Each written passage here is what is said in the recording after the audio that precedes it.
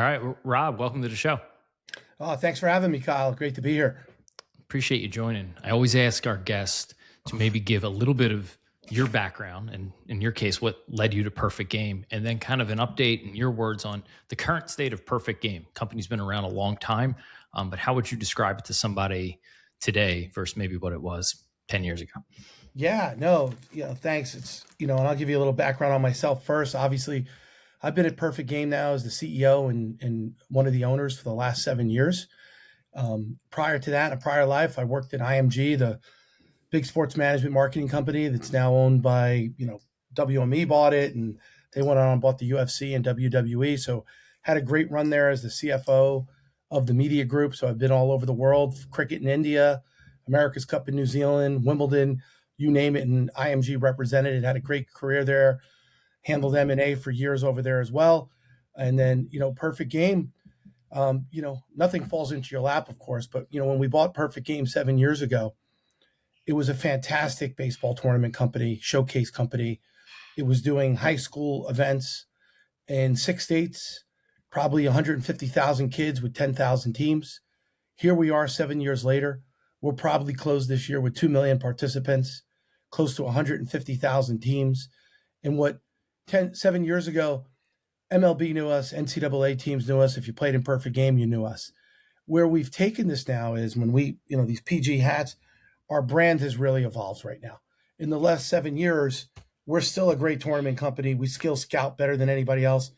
We're not just doing high school. We're doing all of youth from 9 to 13 up to 18 years old. We're in 41 states, as I've said. We launched perfectgame.tv and our social media. We will probably do 1 billion impressions on social media this year. Probably have close to 50 million people on perfectgame.tv. We launched our merchandise, our hats, our shirts. We are in 250 Dick's Sporting Goods stores. The PG brand, I'll give you the example. When I came here 6 years ago, we sat in a meeting and people wanted to renew with Nike the sponsorship for the apparel. And I was probably in a room full of 30 people who all thought I was nuts. And I said, that's the last time you'll see Nike on our hat.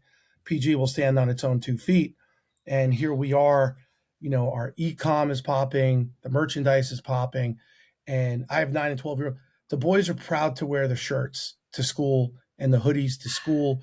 And, we're trying to aspire to be Jordan Brand-esque to some degree with where we're going. So again, you asked that question simply. We were a tournament scouting baseball company for high school. We're still that. But now there's a media, there's a merchandise, there's a product component, there's a data component. We have our own streaming network. I believe we did close to 1.7 million highlights of kids over the last 12 months. And now the kids can see it on our Diamondcast platform, right? So you want to see every one of your kids at bats, it's there for you. It's right in front of you. So we're so much more, but I love the PG brand. I love where it's going. And I love that it's elite and it's aspirational for the kids. And I live in Long Island, New York, and there's kids that are at lacrosse practice. I see them come out and they're wearing PG shirts to lacrosse practice. So, I know we've done something well. And what's great about this company, even though it's been around for 30 years, and me and my partner, Rick Thurman, have owned it for 7 years, there's so much more to do. There's so much more runway. And it's fun to be around. And we've really created a culture here. And, the employees, the people that work, the people that sweat on the fields here, there's a career here for these people now. And there's a future for these people. And we really, love the people that work here and what we've created. And we love the customers, all the teams that play in our tournaments, from the Canes to the 5 stars to the Wow Factors to the Ghost PRDs. They're the Yankees, Red Sox, Dodgers, and, Astros of travel ball. It's just maybe not a household name for some people. That's awesome. And obviously pretty lofty goals you guys have. A lot you've accomplished in, it sounds like, the better part of a decade. Talk about, I think there's a lot of companies and operators in and around youth sports who talk a lot about some of the things you guys are doing, some of the stuff you just described, building a brand, the tech and the streaming piece, right? Media, impressions, doing more than just operating and marketing tournaments and maybe some of the scouting that comes with it. So talk about the challenges and just what that process was like, kind of evolving the company. Because, you know, my kids are kind of just getting into the travel age now. So I was aware of Perfect Game. And I know a lot of people who don't have kids who are in it, maybe just think baseball tournaments, right? So you guys operate some tournaments, you partner with other regional affiliates, if I'm correct there. Talk about evolving from that to everything you just described, what that's been like. Yeah, sure. You mentioned the affiliates, and it's a great way to start. I think when I came here 7 years ago, we might have had close to 100 affiliates within the Perfect Game kind of structure. And it's great to have the affiliates, and I'm sure the prior ownership were making some money off of it. But those people also have the right to your brand, and they can do with it as they please. So if they're running a bad event, PG gets blamed. If they're running a good event, PG gets the credit. So what we did is we took control. We probably don't even have 10 affiliates anymore. And the ones that are still in are valuable to us in regions. They run a great business. They run it the PG way, right? So it was really important for us to shift from almost like the franchise model to running all these events ourselves so we could control the event, control the content, control the data, and make this experience fantastic for the kids. And not only the kids, but the parents and the coaches of the organizations, right? We understand in travel ball, people spend money to go to these events. The last thing you want to do is go to an event and have a terrible time or lose 18-0 in the second inning because someone's put your team that should be playing double A in the majors, which is unfair, and they go out and get slaughtered, right? That doesn't happen at PG. So we're really conscious of that. And the troubles on evolving this business, I think when we got here, we were only doing high school. So even when we went down market to 9 to 13, which to me was very important because for me it was mainstreaming the brand of PJ. And the 9, 10, 11, 12-year-old kids, they're influencers. They're trendsetters themselves at this point. And I lived here. It's really funny is there was a couple of 10-year-old kids having a catch. They played baseball all the time outside my house. They had no clue what PG was 7 years ago. Now everybody in my neighborhood knows what PG is. I wear a shirt or a hat. I get stopped by dads. I get stopped by kids.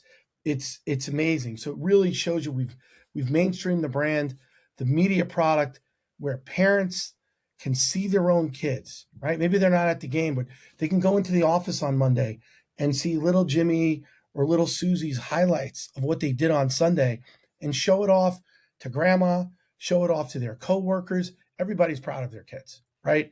People want to make their kids happy. They want to give them a great experience. So again, it was a little, we don't scout the kids 9 to 12 years old. So it's a little bit different for us to go down market, right? We can't run every 9, 10, 11U tournament as elite. There's AA, AAA majors. We want the AA kids playing against AA kids. Those kids deserve to have highlights, just like the top kids deserve to have highlights. We say it even at the pro level, the 16, 17, 18-year-old level. Yeah, there's going to be a ton of kids drafted. We might have 2 million kids playing and maybe 500 get drafted. So there's a lot of kids trying to get into college, D1, D3, JUCO, wherever it is. We give those kids a platform to get noticed, and we give them a chance to have memories for the rest of their lifetime that they can go back and see one day.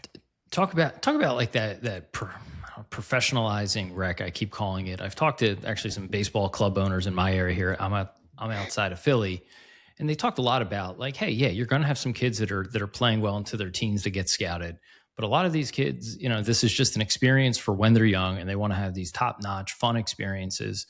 And do you see that as a spot you guys can continue to grow in, especially now that you're developing a brand that maybe the 10-year-old who or 11-year-old or 12-year-old, whatever, who isn't great, isn't elite, but wants to show up and play in these cool tournaments 2-3 times a year, get the swag that comes with it. We'll get into some of your collabs. Like, is that still a big area of growth for you guys? And how do you sort of balance that with also being a serious scouting org in baseball? Yeah, I mean, we almost break it out into two different buckets a little bit. There's clearly 9 to 12-year-old kids should be having fun playing baseball, right? Obviously, there's great kids at 9, 10, and there's kids who are still developing who might be great when they're 14 or 15.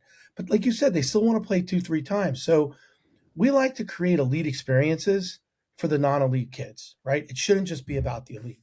Now, if you're still playing ball at 16, 17, 18, and you probably have an eye on playing in a Division I college, or maybe getting drafted or going to a JUCO. I think sometimes it's a big drop off after 12 years old when the fields get bigger. All of a sudden you're trying to throw from 60 feet or run 90-foot bases. So at 13, 14, there are a lot of kids that drop off at that point, right? So we're always going to be elite, where I think we have so much credibility that we've built up in the industry with the elite. But the kids who are playing at 9, 10, 11, 12 years old, these kids are having a great experience right now. They can see themselves on Diamondcast. There's video highlights. They can download stuff onto Instagram. Every kid gets a PG profile with their stats and everything else, and it's memorable. Mom sees it, dad sees it, the kid sees it. They can't wait to see stuff posted. There's more and more coming on the media side for the younger kids as well. So again, we want those kids. We don't want you playing on a field where there's puddles at first base and home plate like some other places, right?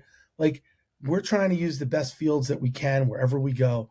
And that includes the 9, 10, 11 kids who are, maybe it's their first game ever.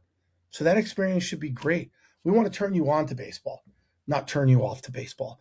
And we're hoping that your career goes on for a long time. But I mean, you and I both know, it's hard to be the next Bryce Harper or Bobby Witt Jr.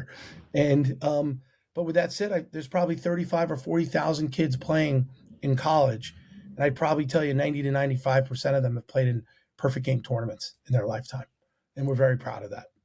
Yeah. Great example. I mean, I'm here in Philly. I just saw a tweet yesterday from you guys.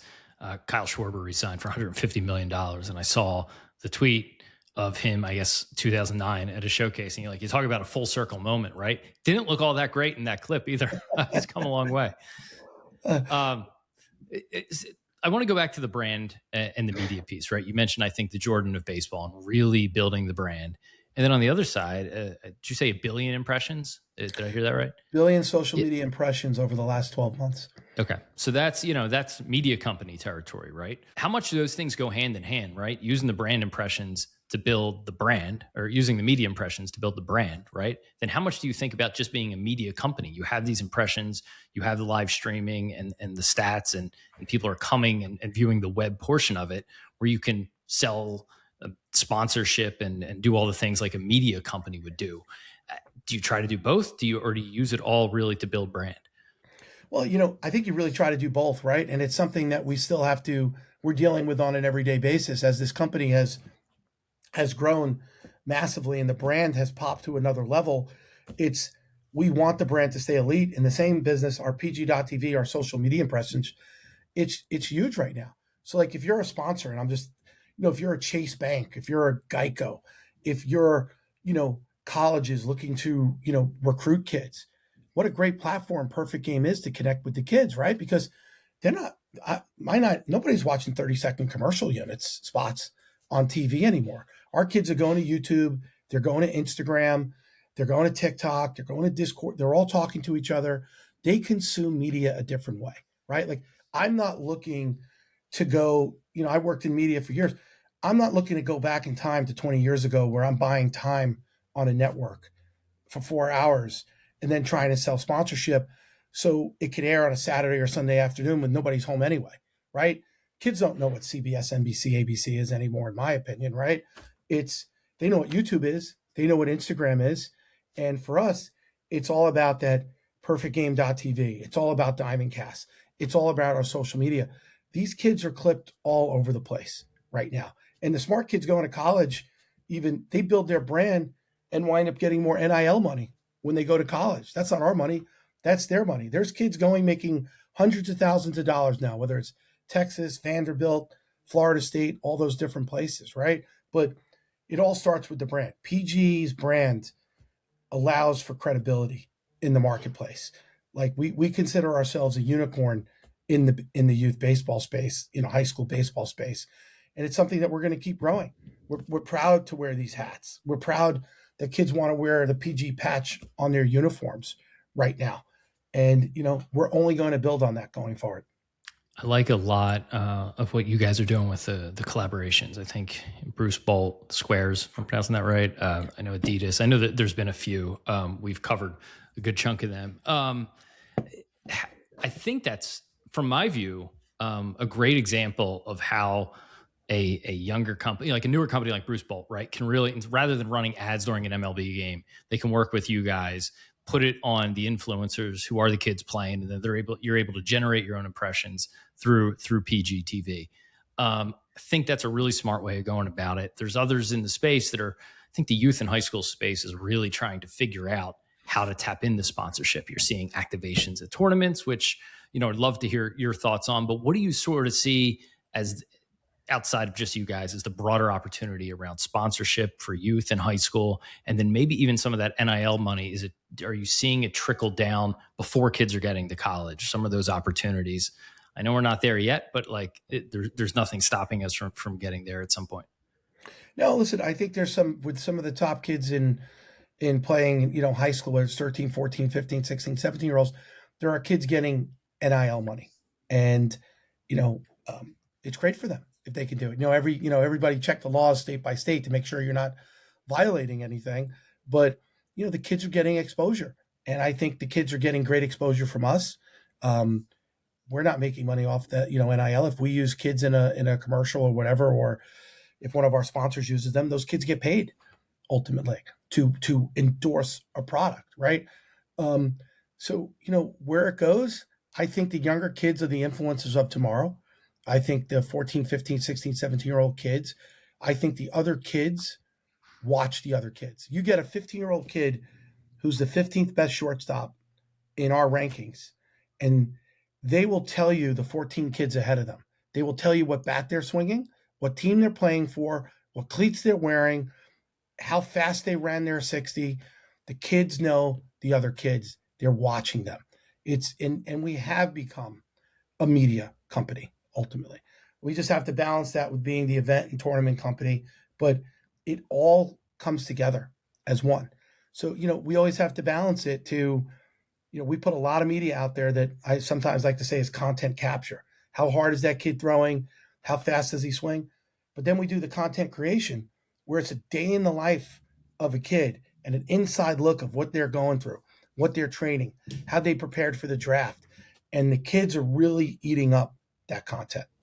What makes you guys good at it? I mean, I look at your YouTube channel. You guys do it in a way that's like native to YouTube or the platform that it's on. Lots of operators and brands both in and outside of sports try this, and usually it falls pretty flat. What do you feel like is your special sauce to do it in a native, organic style that resonates with younger kids? Because it's so hard. I don't know if I have the exact answer, but I always like to say it's about the kids themselves, right? We try to listen to the kids. If I'm in an elevator with a kid, hey, what are you watching? What are you watching? You're watching Instagram or YouTube. And again, I have the best focus group in my house. I have 9 and 12-year-old boys. And my 12-year-old dad, that sucks. That's not good. Or that shirt's not cool. They're pretty blunt with me, right? So, and then their friends My son over. does not think this podcast is cool when it comes up on our YouTube algorithm. He's like, Dad, you got 200 views. I'm like, they're business people, man. It's the right people, though. It's the right crowd. Exactly. So for me, it's to be entertaining. It's to, as a parent, you want to see your kid successful. You want to see the spotlight on your kid. You want to see your kid happy. And I think Perfect Game provides a platform for that on YouTube, on the player profiles, on everything. I think we're giving them what they want in terms of a happy experience, content that they can share with their friends, content that makes mom and dad happy. And really, it's a cool platform. And honestly, Kyle, we're just scratching the surface on what we're doing. We want the content to be cooler. We have a lot more. We didn't have a business 4 years ago, basically here. I mean, this has built up over the years. We're just getting started. So there's a lot more improvements that we're making. And like I said, I think it also starts with whether it's our scouts, whether it's the people that operate this business, whether it's the people that have relationships with the teams, and it's also our customers. Our customers, these top organizations, are fantastic to work with, and we treat them as partners, not customers. And we've welcomed them in. Hey, how can we help you? How can we help get your organization on PG.TV? And so, again, I think it's been a collaboration and something that we want to keep pushing forward. And again, it lifts everybody up. We think it lifts up all baseball, all of youth baseball. MLB does a fantastic job of, getting the kids in and everything else. And we like to think that, we're kind of a small part of that, helping it's like, rising tides raise all ships, right? So, we're part of that rise as well. And we love the game. Do you think some of the culture that's coming out of largely what you guys are doing, but just youth baseball in general, the flashy gloves, the drip, all this stuff? I look. You watch an MLB game, you see the younger guys like who are still in their 20s, first couple of years in their league. They're wearing all that stuff, right? They're wearing the Bruce Bowls, they're wearing the flashy gloves. Do you see the culture being almost like a bottom up today versus top down? I know when I was a kid, we looked at what Ken Griffey wore, right? And I know Nike just released like a new pair of his sneaks, right? Um, that I want to buy as like a 42-year-old, right? But it used to be top down. Is it bottom up now? Like, is the culture being formed, especially in baseball, it feels like from the club and travel age? And is that informing what's happening at the pro level? I don't. I think there's no doubt it's bottom up at this point. I mean, obviously, it's always top down. Your stars are your stars, right? Sure. People are wearing what, uh, you know, what's Ron Acuna wearing, right? What's Jazz Chisholm glove he's using, right? The kids like this stuff and what they're doing, but you know, we can go out and put 13, 14, 15-year-old kids, and if they're breaking out the Bruce Bowl batting gloves or they're breaking out the new Adidas PG cleats, the other kids want them, right? So, you use the swag or the cool, or we say the drip, right? Like these kids want to be cool and they're following the other kids. I mean, social media has created a whole different dynamic, right? I mean, the kids follow kids, the kids are following social media influencers out there. And we think we have the ability to help create the next 10, 20, 30, 40 social media influencers in youth sports. And and those kids know it. And in turn, they can't wait to be on PG showing off their bat, their glove, their slide, their drip, whatever you want to call it, right? So I do think it's bottom up. Listen, I think it's still, top down, your stars in baseball, your stars in baseball, right? Like if you're a kid, do you want to know what Aaron Judge is swinging? Do you want to know, what glove Clayton Kershaw's using? Probably. I would probably think yes, right? But at this point, they also want to know what Max Clark is using. Maybe you don't know Max. He played Double A for the Tigers. That kid brought the cool with him to the PG events at 16, 17, 18, right? And there's other kids like that in the system, right? And to me, what didn't exist 5 years ago was exposure for those kids. Now these kids get exposure at the perfect game level, at a high level, and they're getting seen by tens of millions of people right now. And they're promoting themselves at this point and their own individuality and their own image. And we basically are a platform for those kids to express themselves. Let's double down into the player themselves and some of the scouting piece, right? I mean, I've heard maybe you or one of your colleagues called, PG grades the Bible in baseball, right? How far can you guys take the data piece? I've talked to a couple of former D1 college coaches, particularly in basketball, and they said, hey, listen, since NIL, like we're not scouting and recruiting the way we used to because it's just free agency every year. It's not worth making the time commitment. So what's become important to them is like, how can we get some verifiable data where we know the competition was X, the guy can run a 40 time, he could jump certain height. At least we can come in with the raw data because we might get this kid for a year. We're not going to spend a lot of time recruiting.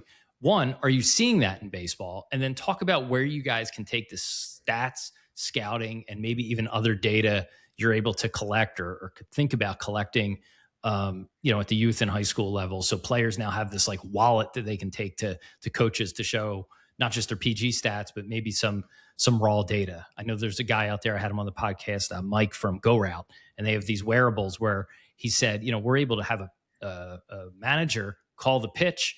Every player on the field could see what pitch is coming. He said, but what's really interesting is that we now have data to show not only the outcome, but what the input was supposed to be. And he said, we're just scratching the surface in baseball and in other sports on what we can do with that data. I know that's a loaded question, but how do you guys think about that piece of it? Yeah, I mean, listen, the data is all over the place, right? Baseball's become a game of analytics, right? It's predictive analytics when you're looking at players. I mean, when I was growing up, if you hit 300, you were an all-star. Now, if you hit, 850 OPS, you're an all-star, right? Like the stats have changed, and the concern about, 25 years ago, a pitcher would never win the Cy Young going 10-10, right? Like it wasn't going to happen, right? You would win. You won 20 games. It was almost like a shoe in the 20-game winner if he was the only one would win the Cy Young, and it's a different world because of analytics right now, right? So the predictive analytics, where do you go with it? I mean, we're living in an era where every kid is everything's being evaluated, right? Whether it's their schoolwork, whether it's their bat swing, whether it's their 40-yard dash, their 60-yard dash, depending on whatever you're playing. How hard do you kick a ball? You know, how strong are you? I mean, everything's a combine, NFL, NBA. Um, so how far can you go with that? I think what we'd really like to do with a lot of these analytics that are out there, all these training systems, is we really like to get it to the kids where they can use it to make themselves better athletes, better at baseball. It's like, great, you swung and you hit 80 miles per hour off the bat. Okay, what do I do now? How do I get better? Like, do I need to be more flexible? Do I need to be stronger? Am I dropping my elbow, right? So, and obviously with AI coming in, how do we use our stats to make the kids better athletically, cognitively as well? I think it's all out there, right? So again, I can go on and on about analytics, but it's a huge part of the game. Whoever you talk to, whether it's Go Route, whether it's PitchCom can do that as well, whether it's people analyzing your bat swing, um, it's where do you go with it? Like I almost say, I sometimes use this phrase, Kyle. It's like everything can give you that SAT score, right? But then now you need to go train. Now you need to go study to do better on your SAT. So I think we would love to be able to, I wish there was a stat sometimes called pitchability, right? Great, you're throwing 95 miles per hour, but what's your pitchability score, right? You're throwing 95. Everybody almost in MLB is throwing 95 right now, right? But who's hitting the quadrants? Who's got a better feel for pitching? Whose ball is sinking? Whose ball is moving more, right? And I think for the younger kids, it'd just be great to see that pitchability more than just how hard are you throwing, right? So, again, there's so much more to your question. I probably didn't answer half of it, but No. I think you answered a good chunk of it. I was more thinking from the perspective of, you guys have a brand name. So if someone comes out with their perfect game profile and their stats, like there's a level of trust that a college coach or a scout may be able to say, okay, they did this at perfect game. I'm not sure that exists to that level in some of the other sports. They're all trying to figure it out. I guess how much more can you do there with that data? Because I've talked to people in other sports with tech platforms, and they're all thinking about how can we collect this data and then also give the player or even the parent access to it so they can take it through their kid's sports journey. And then when it is time to get recruited or scouted, hey, at least what the competition level was like. yeah. Well, I think what we could do with it at some point with others, or we're not a tech company, right? But every tech company knocks on our door, right? Because we have this platform of kids, and you can come to our events and record or film or whatever you need to do. But it's really about creating those benchmarks. And again, I go back to the training is what's the path for that 12-year-old kid who maybe isn't as fast or isn't swinging the bat as hard? What drills can they do? What exercises then can they do to make themselves better? How can I take care of my arm better, right? And we're very proud even of stats like we use Pitch Smart. You play in our tournament and you throw 75 pitches, there's no way you can pitch again in one of our tournaments, right? And we're the only youth tournament group that does that in the US. So we do take care of the kids, we take care of their arms, but I think if we can take all these data points and I think the whole training, everybody's training, there's a million different things out there. I think that's something you're going to see over the next couple of years with AI, with all the training tools out there, is kind of a more systematic approach to take care of the kids, to take care of their bodies, and to help them physically and grow without hurting them. And then to benchmark it against other kids their age, to see their progress. Like what percentile are you, right? When you have kids, you get the percentile on your kid's height and your kid's weight, and you look at it, right? So, hey, that 12-year-old hit 68 miles per hour. Well, where is that? Is he in the 99 percentile? Is he in the 1 percentile? And maybe parents and kids make decisions off of that on where they want to go. Or, hey, I need to train harder to get stronger. I need to train harder to get faster. It's an overwhelming amount of data in front of us right now, right? You mentioned you're not a tech company, but you guys have PGTV, You have Diamondcast, which is the scoring. Correct me if True. I'm describing them wrong. I guess you guys white label some of that, but like you guys are really going like inch or two wide, mile deep in baseball. The brand, the media, the events, the data, and even the streaming and the scorekeeping. Other companies in youth sports in general try to go a mile wide and an inch deep and be a platform for every sport. I know, Game Changer obviously huge in the baseball space, but they're now getting into other sports. So it seems like you guys have really just said, no, like we're doubling down here. Talk about that philosophy and then maybe a little bit about the streaming and scorekeeping tech that you guys do have. Yeah, I mean, listen, we when we got in here 7 years ago, again, we had maybe 10,000 teams, and we were running 14 to 18-year-old kind of high school travel ball. So we went deeper to the 9 to 13-year-old, where there's way more kids playing. The pool of kids is way bigger, and then yeah, I mean, you mentioned Game Changer. Well, we created Diamondcast, which is our own scoring app, and now we have the streaming highlights. And for us, Diamondcast was really important because we own the content that's being produced, right? Like nobody else does. So in theory, Diamondcast should really be the only platform recording perfect games, right? Because I can't go to the Yankee game and sit behind home plate and take out my camera and then sell it on robponger.tv, right? So we created Diamondcast for our ecosystem as to help better the experience for the parents. Stats, highlights, video, and we have a scorekeeper at every one of those games, keeping stats on the kid. We have cameras at these games, and we really did go a lot deeper. PG.TV again, it was to really put youth sports on a platform. I mean, to some degree, it's what college sports did. We wanted to go down another level to youth sports and really prop up baseball. So we went down to youth 9 to 13. Now we're going into softball as well. There's a lot of things that we're doing in softball right now. And we just decided to 6 states to 41 states. We just expanded regionally. So for us, it's, can we give you a better uniform than you were getting? Can we give you your stats in a better way? Can we give you video highlights? Hey, by the way, PG's getting pretty cool. I love the analogy of the Jordan Brand ask. It's like kids want to wear this to school, and trends change all the time with kids, right? What's hot today might not be hot tomorrow. Go see LA Gear, right? Years ago, that was like a number one selling sneaker. And then 5 years later, it was gone. That's a So deep for us, cut there. That's a good it's pull. it's a deep cut, but we want to keep going. The whole diamond sports for us, the boys and the girls, we want to keep going. We want to replicate in softball what we've done in baseball now and really put the spotlight on the girls as well. So how far can we go? I mean, listen, we hope there's millions and more kids in the baseball funnel every single year.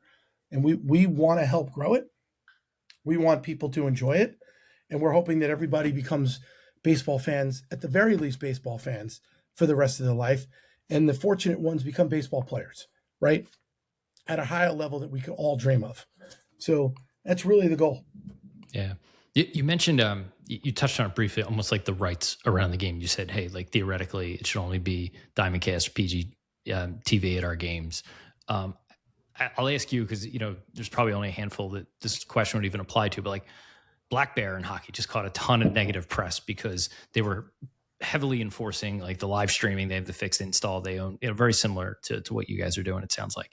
How do you guys like balance like policing that? Because you do have the rights, and I'm sure that's in some of the T's and C's, while at the same time being aware of like there is that reflex among parents if you go too far and it turns into negative press. I think a lot of what was reported with Black Bear actually wasn't true, but like, it spreads like wildfire. Yeah, I think for us ultimately, we haven't enforced anything. Listen, we're treating the game as somewhat of an open book right now, right? Like you're coming, we're doing a lot to make the experience for the parent and the kid very well with Diamondcast and PG.TV. I'm never going to tell a parent to put their phone down to film their kid in a million. Would never do that, right? So they're their kids, right? So they want to film their kid hitting. They want to film their kids pitching. We would not say, please put that camera down and go to perfectgame.tv is the only place that you can see it, right? That's not going to happen, right? We want to make sure the parents have a great experience, the kids have a great experience. So we're not policing any of that right now, right? Okay. as you kind of think down the road and further growth, what are the outcomes for Perfect Game? Like, where do you get? How long do you take it? Right? Like, how long do you hold the bull by the reins, and then when do you say, okay, there's an opportunity here to exit, for lack of a better description? Yeah, it's funny. I worked for Ted Forsman at Forsman Little, and Mike Dolan, who became the CEO after him. And Teddy owned Gulfstream, he owned Topps baseball cards, Dr. Pepper, and he always used to say, "I don't know when we're going to sell it. Don't know what we're going to do, but all I want to do is create value, and value gives me options to do hopefully whatever I want." So for us right now, it's really about just making the PG brand better, making sure the experience is great, making sure the media is great. Do we want to monetize it? Yeah, we want tens of millions of dollars in sponsors in there. Do we want to keep growing Diamondcast? Of course we do. These perfect game hats, these perfect game shirts. Yeah, I want to be Jordan Brand-esque.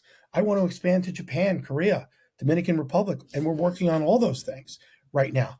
And what we really would like to is that the brands start also, and they will seeing the value of the association and partnership with PG at a grassroots level is I'm using a bank for example. Why wouldn't you want to be at my 15-year-old tournament trying to sign up kids? Because that kid might be a customer for the next 60 years of their life, right? Why wouldn't you want them on Visa or MasterCard now and have offers going out there? So, we're a great loyalty and rewards program. We're a great intro. Where do we go? I want to keep building the brand. Like, to me, our merch brand, we want to do more collabs with Adidas, more collabs with Bruce Bolt, more collabs with future partners down the road, um, and really grow it to where there's multiple verticals here, right? We're always going to be the best at scouting, best tournament, best showcases. Great. Now give me softball. And quite honestly, we think the PG brand resonates enough that there's no reason one day there's not.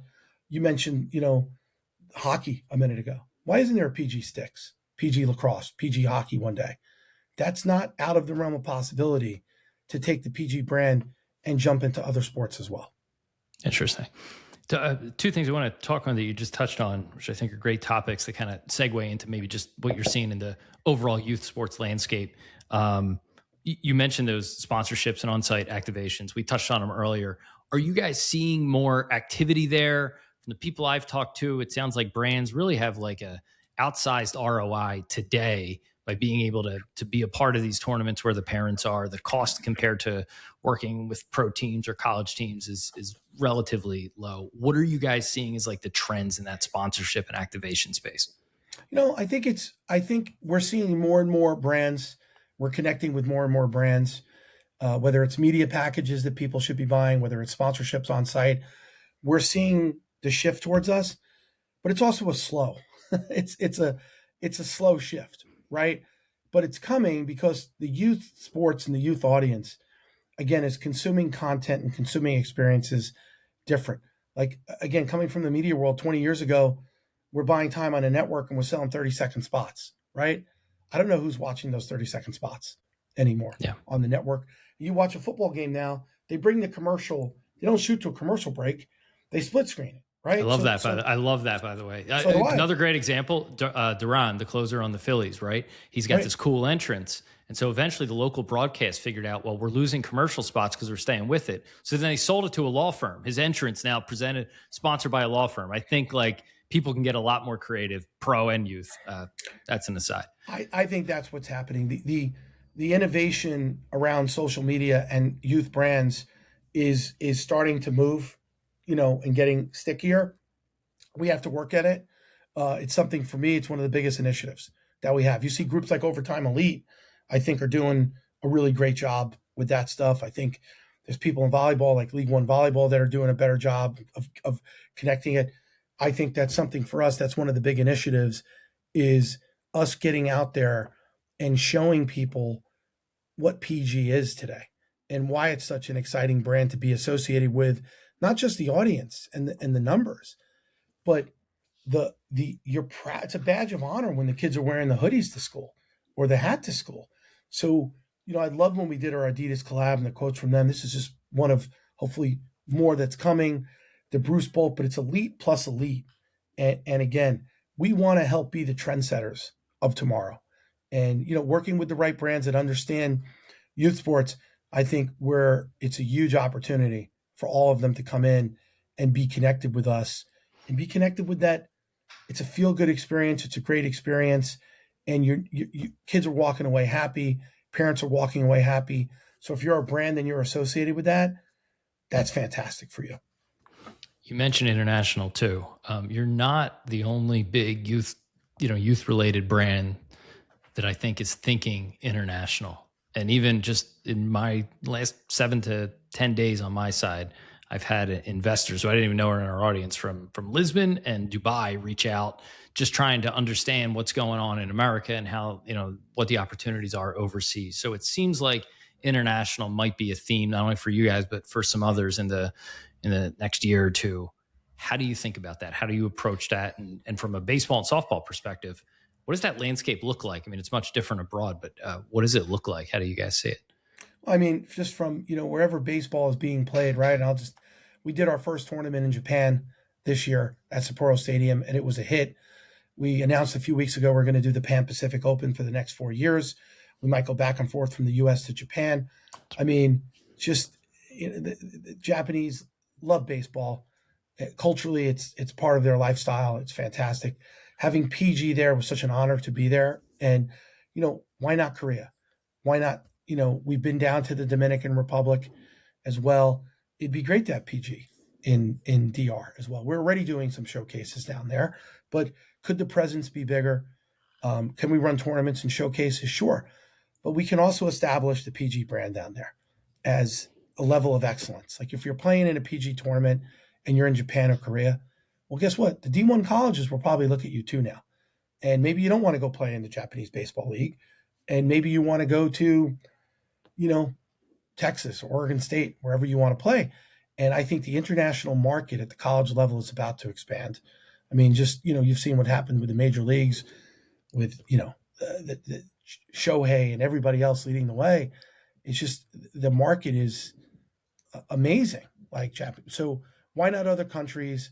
Why not on PG? Investment money. Listen, there's so many people out there with money right now. We talk to a lot of people right now. We've done everything privately. You probably know, we've taken on in the past. We probably have 20 current and ex-Major League Baseball players from the likes of Trevor Hall of Famer Trevor Hoffman, Salvi Perez, to Mo Vaughn, who's fantastic. If you haven't seen his MVP podcast, Hunter Pence, Flash Gordon. These guys are at our events, right? I'm blanking. Soriano, Cervelli, Jose Contreras, such a great group of guys that have come into the fold. And they're at these events and they're training the kids. You could see Trevor teaching his changeup to a kid on the sideline, Mo giving someone at the All-American game, pulling kids over on maybe what they did wrong with their swing. These guys love it. And what's great about all the guys in our investment group, there's no egos. Everybody comes in. Everybody still grinds at the events. And it's just a great, it enhances the experience again for the kids and the parents, right? So we're so happy to have that group. And I didn't name everybody. There's not enough time. But yeah, we know the investors are out there. Again, I think we're really focused on building what we're going to build over the next few years. And, we'll see where that goes. But we think, we don't even see the ceiling yet on where we're going with it. Last few for you here. These are more like quick hitters. I think Matt from Huddle, when I had him on, he called them fresh hot takes. So these are the fresh hot take segment of the podcast. But what are some trends, like just overall youth and amateur sports you're seeing, maybe outside of baseball? What are a couple of things that really jump out to you? Well, again, I think in all sports, when we talked about it a lot, it's really the data and the analytics, right? Whether you're playing soccer, whether you're playing football, whether you're playing basketball. And I also think that the parents at this point, the trend to me is they want a better experience. They want an elite experience. Listen, it costs money to go travel, right? So if you're going to go down to Florida, you're going to go to Georgia, you're going to go play football in Texas or whatever you're going to do, it needs to be a first-class experience, right? And I think that's really important, is that the experiential factor of what's going on for the parents and the kids, I think is becoming more and more important to them. Like, hey, do I want to go down here? No, maybe I'm going to go here because there's a theme park and there's a There's a music festival this week, right? So I think that's becoming more and more important as well, right? Giving the experience, because if you're playing a game, whether it's basketball, football, or baseball, maybe you'll be on the field for 2, 3, 4 hours. Well, what are you doing the rest of the time over the weekend, right? So we want to make sure those experiences are baked into this. How do you guys think about just, cost and affordability for some of the kids and families who may be able to play but can't always afford it? Like every operator kind of has a different take on how they address that, and how do you guys think about it? Yeah, I mean, listen, there's no doubt a travel ball lifestyle, right? Getting on airplanes and getting on hotels, it's not cheap. I think for the kids that are, you know, there's a lot of kids who don't have the money to do it. We've set up a Believe in Baseball Foundation, which is headed up by our commissioner, Dennis Gilbert, who was an agent for years himself and Rick Thurman's former partner. So we've aligned ourselves with that. With the mission is to provide financial assistance and resources for these deserving youth athletes that don't have money to play. And when other kids come to us on where they need to play, we'll direct them to other organizations too, whether it's the Canes, Five Star, USA Prime. There's a lot of other people in the baseball ecosystem and youth that look out for these underprivileged kids. So PG does that at all our select festivals, all our American. We're raising money for charity all the time. But the Believe in Baseball mission is to get more kids playing baseball that can't afford to play baseball. Who are some people in the space, competitors, peers, neither, do you respect, do you look up to, that are doing cool things in youth, amateur, high school? Yeah, I mean, listen, I think there's a lot of people in youth that have done a good job. I really liked what Play on Sport has done over the years. Obviously now acquired by KKR, and I know David Rudolph was the CEO there. I think he did a great job of building that up over 15 years and had that. He stuck to it, right? I like what League One volleyball is doing in the volleyball space for youth. I think volleyball is the next booming sport in my opinion. I could be, but volleyball's got so much upside. The girls are playing it left and right all over the place. Those are two that certainly stick out. Last week there was a Made Hoops had the investment by LeBron James and Kevin Durant and Maverick Carter, and I think Made Hoops has the right attitude too of really pushing the youth basketball and now aligning themselves with those kids. Those are three off the top of my head that I keep an eye on, and that I know all three people, all different organizations I know. So it's nice to see other people in the youth space doing really well, because I think it helps all of us. Awesome. Rob, this has been great. One more prediction for 2026, like in youth, in baseball. We're trying to survey everybody and put this in a newsletter at some point. You got anything good? Well, I mean, I think for youth and base for I think at the top level from a sponsorship media side, I think the focus is only. I think the brands are going to start associating themselves in the youth space even more in 2026, because they want to connect with the kids at 9, 10, 11, 12, 13, 14 years old, because coming from IMG sports marketing world, it's consumer for life, right? So I think the trend of creating content, associating yourselves, whether it's with us, whether it's with one of these other youth organizations, I think that trend will continue. I think the need and thirst for even more advanced AI analytics, into sport, whether it's analyzing your swing, analyzing your pitching motion, analyzing how you throw a football, or, how you jump, how you land. I think we're only going to see more of that. And then the other thing to me that, we push, we're really big into arm care. And I think the health needs to become more and more prevalent in how we look after the kids, and not just physically, but I also think mentally, cognitively. I think there's so much growth that people only focus on the physicality of the sport. And for anybody that's played sport knows that sport can be mentally exhausting as well. And I think we have to make sure that the kids are getting the mental health care and the mental rest that they need at times, right? So it's not just about sitting your arm down. It's about sometimes just sitting down your brain for a little bit. Especially baseball, such a game of failure. It's got to be my view, one of the best mental sports you can overcome. It's true. Failing 70% of the time. Rob, this has been great. I really appreciate your time. Anything you want to add? You want to plug plug away. But I really appreciate you having it. I thought this was great. No, listen, I don't have a lot to plug. Obviously, PG's got their tournament schedule out there. It's great. And I would say what I talked about in Believe in Baseball is that we are having an event on Saturday, July 31st at the Laugh Factory in Los Angeles. We'll be raising money for the kids who are underprivileged. And, we should have some great stars in the audience that are going to help. And that should be a great day to really give back to these kids that, don't have the money to play baseball. You said what was the date of that? January 31st. Okay, I was going to say Laugh Factory in Hollywood, California. Awesome. Rob, thanks so much. Really appreciate your time, and thanks for joining. Awesome. Great to meet you, Kyle.